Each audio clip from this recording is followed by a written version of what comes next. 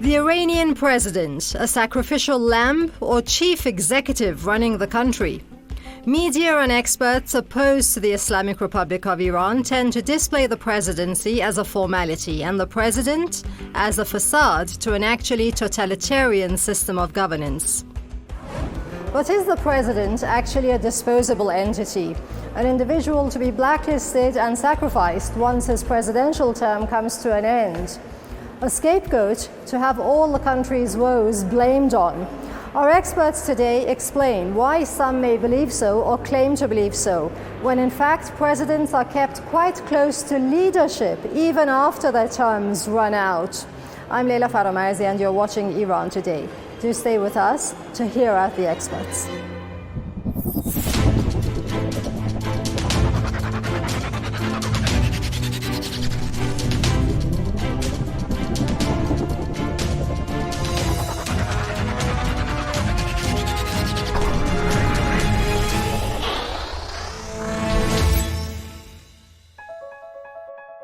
First impressions leave a mark. Iran's first president, Abolhassan Bani Sadr, economist and politician, was appointed in 1980 and dismissed and wanted for treason in 1981. But he had touched a sensitive nerve finally, which was wanting to negotiate with a terror group that later attacked Iran alongside Ba'athist Iraq. That would be the MKO. He was not a typical case, however. Mr. Abdullah Abdullahi is a media man with a comprehensive view of current affairs in context and against background. He shares his views freely to match the question. He received us at Tasnim News Agency, where he writes. One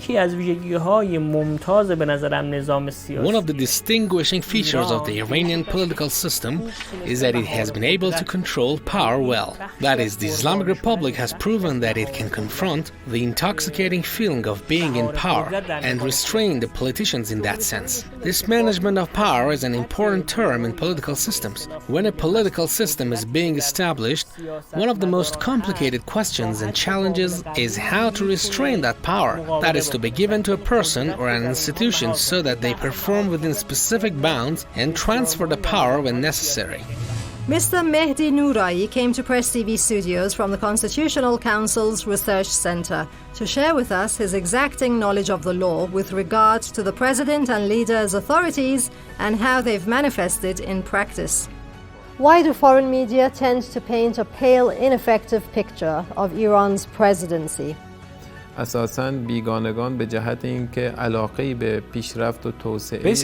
because they don't want the Islamic Republic to develop and make progress, the foreigners try to target the pillars of power in Iran, cast doubt about it by encouraging speculation about elections, about their reliance on people's votes, about self-confidence, independence, confidence in countries' internal capabilities, and the use of Iran's scientific capacities. Issues, including our nuclear program, which has been the culmination of scientific and technical advancements made by the young people in our country, are being targeted by foreigners. Then again, the highest authority in the country not being the president might give the impression his hands are tied beside a leader and commander of all armed forces and powers, except the leader is not known to exert his influence irrationally in foreign affairs, a sensitive matter to him actually as someone who has expressed categorical mistrust for the US. That would be Ayatollah Khamenei. مهمترین و مؤثرترین مدیریت کشور ریاست جمهوری است. اینی که حالا بعضیا میگن رئیس جمهور اختیار چند ساله که از این حرفا گاهی کنار و گوشه زده میشه. رئیس جمهور اختیاراتی نداره، رئیس جمهور تدارکات چیست، رئیس جمهور 12% 15% چجوری هم محاسبه میکنن من نمیدونم. اختیارات داره. اینا همش خلاف واقعه. یا از روی بی‌مسئولیتی گفته میشه یا از روی بی اطلاعی گفته میشه یا خدای نکرده غرض ورزی در کار هست. اینجوری نیست. رئیس جمهور یکی از پرمشغله ترین و پرمسئولیت ترین دستگاه هاست. یعنی یکی از نمیشه گفت از همه مدیریت های کشور رئیس جمهور پرمشغله تر و پر مسئولیت تر این هاست. رهبری به تعبیری میشه گفت بیشتر The leader is in a sense a policymaker and an observer at the highest level of how the goals of the system are being achieved. As described by the preamble of Constitution, the leader's role is to keep the system on its original Islamic path. There might be an administration whose policies aren't in line with that of the leader, meaning that the leader would adopt different positions if he were to take the helm. But because people cast their ballots for that administration and preferred its stance, the leader allows the cabinet to follow its goals so far as they agree with the Constitution. آنچه را که مورد توجهش بوده دنبال میکنه. ببین دولت هاشمی دولت به خصوص Look, Hashemi's government was a specific one, with its particular orientations, behaviors and management type. Mr. Khatami's cabinet was a polar opposite to its predecessor. People felt Mr. Khatami's government was the exact opposite of that of Mr. Hashemi and voted for him. The same goes for Mr. Ahmadinejad's government. Mr. Rouhani's administration also opposed Mr. Ahmadinejad's policies. If it were true that the presidents take ceremonial positions, we wouldn't witness such disparity in opinions and performances among the governments during all these years. For a better understanding of roles of power and their extension, let's put faces to them by introducing presidents that have come and gone since Iran's millennia-old monarchy fell with the Islamic Revolution of 1979. Presidents' backgrounds, that is, and what became of them after their governance. Governing institutions will also be touched upon in today's episode. I'll begin with the leader, however, who was himself president when the Assembly of Experts selected him to replace Ayatollah Ruhollah Khomeini, first leader of the Islamic Republic, upon his demise 10 years since the revolution. Now 81, the then young cleric Sayyid Ali Khamenei in the early 1960s joined the religious opposition movement of Ayatollah Khomeini against the king or Shah, Mohammad Reza Pahlavi. In 1979, when the revolution happened, he served on the Revolutionary Council, which ruled alongside the interim government. He subsequently became Deputy Defense Minister and helped organize the IRGC, Islamic Revolution Guard Corps. Sayyid Ali Khamenei did not become president right after Abul Hassan Bani Sadr. The second president was Muhammad Ali Rajai, who was short-lived in years and professionally. It was after his assassination that Sayyid Ali Khamenei ascended to the presidency, a presidency that continued by promotion to leadership, the highest position in the country. Already an ardent advocate of the concept of velayat faqih, that's governance by the religious jurist, Sayyid Ali Khamenei was among the founding members of the IRP, that's the Loyalist Islamic Republican Party. In 1981, when the IRP's upper ranks were shattered by a series of bombings that killed the party's Secretary General and President Rajai, Ayatollah Khamenei had himself gotten paralyzed in the right arm, but was promoted to IRP Secretary General. And within weeks, he became the IRP's candidate for the presidency and was elected to succeed Rajai. At the time, the presidency was largely ceremonial and with the greater power vested in the Prime Minister, Mir Hossein Mousavi, at the time. Our guest explains whether presidency in Iran is more complex and challenging than other countries at large. The first thing to take into account is how the political system looks, what the mechanisms are, what form the institutions take, and how it formulates the political order. They aren't to be taken as gospel. For instance, there might be a presidency or a chancellorship, such as what we see in Germany. There are countries, including the UK, that have a prime minister. The US, France and Germany all have their way of running the country. There are disparate forms of political systems among the countries that claim to be democratic. The fact that they differ in their form doesn't mean they're necessarily anti-democratic or have imposed specific constraints on democracy. From what you say, the leader minimally interferes in the president's affairs. So why is Iran painted as a totalitarian system? Speaking of totalitarian regimes, one of their key characteristics is that they don't observe the rule of law, or that they're oppressive toward their people and depend on foreigners. These are characteristics that have been mentioned in constitutional books. They don't depend on the people. This is why the Islamic Republic of Iran has held nearly 44 elections over the 42 years that have elapsed since the victory of the Islamic Revolution, and that's not counting midterm elections. If we include them too, the figure will rise over 200 elections. The lowest turnout in Iran's election has been the highest figure in other countries' elections. If we consider this, we'll see that the Islamic Republic has always stressed the importance of people's role. Article 177 of the Constitution has made this principle basically irrevocable. That's why the characteristics of the Islamic Republic can never be compared to these totalitarian regimes that don't observe the rule of law. این رو ما اگر نگاه کنیم می‌بینیم که جمهوری اسلامی در عمل بیشترین نقش رو برای مردم خواسته. Now, as leader, what differences might have occurred with presidents that have succeeded him and served under his leadership? Mohammad Khatami, a reformist, was president from 1997 to 2005. He pushed for détente with the West and more social and political freedom in Iran. After 2 terms, the maximum length in office, he was succeeded by conservative Mahmoud Ahmadinejad. Khatami was with Ahmadinejad's rival, former and last Prime Minister Mir Hossein Mousavi at the time. That's during the events of 2009, which led to Mousavi's house arrest. Ms. Zohra Elahian is an MP and on the Parliamentary Committee for National Security and Foreign Policy. So we made the trek down to Parliament to hear her views on all matters presidential. سال 88 یکی از کاندیداهای Unfortunately, 2 of the presidential candidates in 2009 voiced their objections outside the legal norm, which led to chaos and crisis in the country and endangered the national security and the interests of the people. The main problem was that the 2 candidates didn't respect the country's legal structure. They didn't pursue their objection to the election result through its legal course and tried to draw people on the streets, even though the leader of the Islamic Revolution said the complaints and electoral process can be legally reviewed. But unfortunately, these candidates didn't choose the legal path and issued provocative statements to bring people on the streets. Yet Khatami was invited to join the Expediency Council as a member, but he declined the offer. He never gave up political activity, however. His activity was extensive since 1988. He has in fact been considered the reason for Mr. Rouhani's victory in the presidential elections of 2013 and 2017.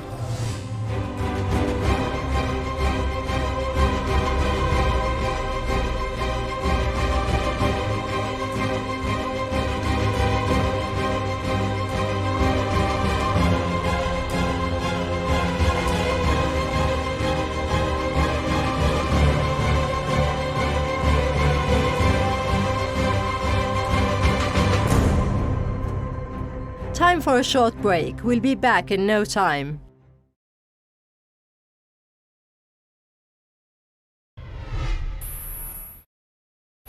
To fall back into sequencing, Mohammad Khatami was succeeded by conservative Mahmoud Ahmadinejad. Tehran mayor, he was seen by some as a protege of Ayatollah Khamenei, but he faced mounting criticism over his government's management of the economy and foreign policy decisions. And finally, he fell out with the leader after reportedly trying to increase his own powers to ends not favorable to the leadership. He still remained in office. His 2 terms ended 8 years ago, but to this day he remains in the Expediency Council, a high body advising the leader. I asked, why would you say some Iranian presidents change course after their term or when it's coming to a close? متاسفانه برخی از رؤسای جمهور Unfortunately, it's possible for some presidents who have the experience of being in office for 4 or 8 years to not obtain a clear understanding of the country's legal and political system, or they might receive wrong advice, so they might depart from the legal path. We saw the example in 2009 when this lack of proper understanding of the political and legal system and ignoring the national interest and security created crises and challenges in the country which caused the people some damage. It basically goes back to the president and the advice he receives. ایجاد چالش‌ها و بحران‌هایی در کشور شد. Why have some of our presidents taken a different route once they finished with their presidency or towards the end of their terms? به هر حال اون 2 سال پایانی وقتی که دولت‌ها بر سر کار هستن. Anyhow, in the last 2 years of a government's terms, such issues might occur because of several reasons. One is that they're coming closer to their end of the term in office and see themselves less reliant on the people's support. They even find themselves less in need of support from the political system. At the same time, they want to stay at the highest possible level of power after leaving office. کمتر نیازمند می‌بینن. Mahmoud Ahmadinejad was succeeded in 2013 by now outgoing President Hassan Rouhani, who after 2 terms in office, like most before him, will be handing down his responsibilities to President-elect Ebrahim Raisi in early August. Now, Rouhani's office has been interesting, both lauded and lamented at the same time. It's interesting to see where he will land, but during office he negotiated the landmark nuclear deal, the JCPOA, with world powers. Although warned against trusting the US by Ayatollah Khamenei, the leader still gave him his blessing and go ahead with the deal. در نظر داشته باشیم که اختیاراتی که قانون اساسی به رئیس جمهور داده. Keep in mind that the powers conferred on the President by the Constitution are specified in Article 113, which specifies executive powers of the leader, which is very brief, and as stated by Article 110, all other powers go to the President. In line with this, making decisions about the country's revenue, based on Article 52 of the Constitution, is with the government, which is headed by the President. It's the President who determines how the revenue is spent. That's specified in the budget bill, which is presented by the government, headed by the President. Now, talking of sequencing, an important link was left out. That would be President Akbar Hashemi Rafsanjani, who, like the early building blocks of the revolution, is associated with the IRP and Revolutionary Council. He was the 2-term president before President Khatami and after the once President Khamenei. I left him out as his office in those earlier days of the revolution is not associated with the matter of how much the leader may have exerted influence on his decision-making. Mind you, he did look to reducing Iran's international isolation by reviewing ties with Europe. This would be part of a greater strategy to use foreign investment and free enterprise to boost the country's war-torn economy. We are talking the 8-year Iraq-Iran war of the 1980s. And domestically, he implemented family planning policies to reverse policies that would lead to population growth. This was against the background of a very principlist establishment and leadership. Not to forget, Rafsanjani was instrumental in preparing the conditions for President Khamenei to succeed the then leader Ayatollah Khomeini. Rafsanjani, despite all the differences of opinion in the fields of foreign policy and production and industry, with some principalists and reformists, remained in high positions, such as chairman of the Expediency Council and chairman of the Assembly of Leadership Experts. مرحوم رفسنجانی The late Rafsanjani has long been one of the key figures in the Islamic Revolution and an important figure in the political arena in the country. But at some point, unfortunately, some of the positions and actions were somewhat at odds with the views of the leader of the Islamic Republic. However, the leader always wanted to avoid rifts from being created between the officials, especially between himself and Mr. Hashemi Rafsanjani, and always tried to manage the situation to prevent that rift from taking shape. I've pointed more or less to the backgrounds of the presidents and Prime Minister Mousavi. To put in a little more where I've left it thin, Mir Hossein Mousavi, architect, painter, intellectual and politician, served as Iran's Prime Minister from 1981 to 1989, and afterwards as presidential advisor from 1989 to 2005. That's advisor to 2 prominent presidents, Rafsanjani and Khatami. He was a member of various councils and assemblies for many years after being the Prime Minister, and his consultations were put to use. Even after the events of 2009, the system did not try him, but put him under siege. Mousavi's marvel during premiership was that he managed to control the inflation and ensure the reliable availability of essential items during the long-drawn imposed war with Iraq. He served as a member on the Expediency Council and Council of Guardians, now known as the Constitutional Council. Khatami during the 1960s and 70s gained a reputation as an opponent of the rule of the Shah. After the 1979 Islamic Revolution, he was elected to the Majlis or Parliament and later became Minister of Culture twice. In 1997, he won a landslide presidential victory with almost 70% of the vote by an electorate looking for more socio-political freedom and an open economy inviting foreign investment.